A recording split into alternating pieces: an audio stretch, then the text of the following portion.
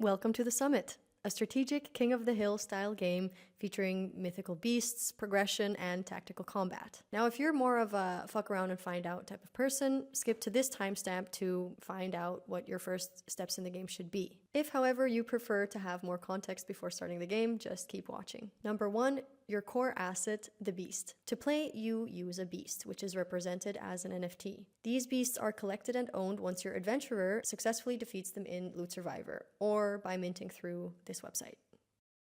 Each beast has 2 categories of data. You have fixed stats. These are inherent to your beast and include its unique ID, prefix, suffix, level, health, and whether it's shiny or animated. Then you have live stats. These are dynamic values that change through gameplay, current health, bonus health, attack, and so on. Main gameplay mechanics. The primary goal is to claim and hold the summit while managing your beast's growth and survival. Combat and battle. You use your beast to attack other player-owned beasts. Battles track attack counts, damage, critical hits, counterattacks, and winning these battles grant you XP to level up your beast. Holding the summit. Successfully taking the summit allows you to accumulate the time held and passive XP only if you've unlocked the wisdom special. I'll explain how that works a bit later in the video. Now, the season of summit culminates in a showdown where the game ends when a player holds the summit continuously for 5 minutes. Potions and consumables. You can use attack potions to boost performance, though there is a strict limit of 255 potions per beast. Revival and cooldowns. If your beast falls in battle, it must be revived. The base revival time is 24 hours, which can be reduced to as low as 4 hours with maximum spirit upgrades. Revival potions are special consumables that allow you to bypass the standard cooldown, getting your beast back into the fight immediately. Now, understanding beast attributes. Every beast has specialized attributes that can be improved to gain a competitive edge. Starting with luck. This directly increases your beast's critical hit chance. Spirit reduces revival time, allowing you to return to the game faster after defeat. And then we have special upgrades. These traits require specific costs to utilize the following.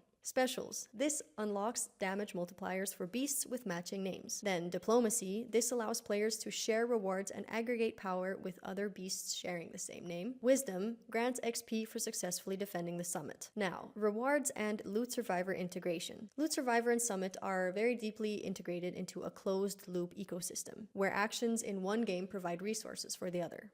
It's the beauty of fully on-chain games. The combat loop. In Loot Survivor, you play as an adventurer exploring dungeons and fighting these beasts. In Summit, you play as the beast itself, defending the mountain or attacking others. Now let's talk about the tokens. Skull tokens are scarce tokens earned only when your beast, acting as a defender in this case, defeats an adventurer in Loot Survivor.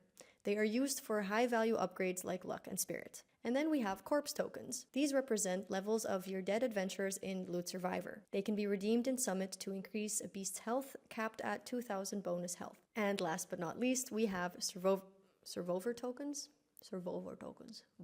And last but not least, we have survivor tokens. This is the game ecosystem's native currency. So now that we've covered all of that, what are the first steps that you should do in Summit? Number 1, identify your champions. Look through your collection and find the most powerful beasts of each type. Make sure to sort by power. Then it's time for some strategic upgrades. Divide your skull tokens among your top beasts to boost their luck for more damage and spirit for faster revivals. Then unlock abilities. If you have any extra resources, consider unlocking specials or wisdom to gain damage multipliers or passive XP. And then lastly, it's time to build your streak. As soon as the game starts, focus on getting your attack streak up by attacking and reviving immediately to maximize your daily XP bonuses. And that's pretty much it. Good luck, have fun, and don't die. As with all of my videos, I'm adding this disclaimer of non-financial advice. Nothing that I'm saying in this video is any form of financial advice. Do your own research and have fun. Okay, bye.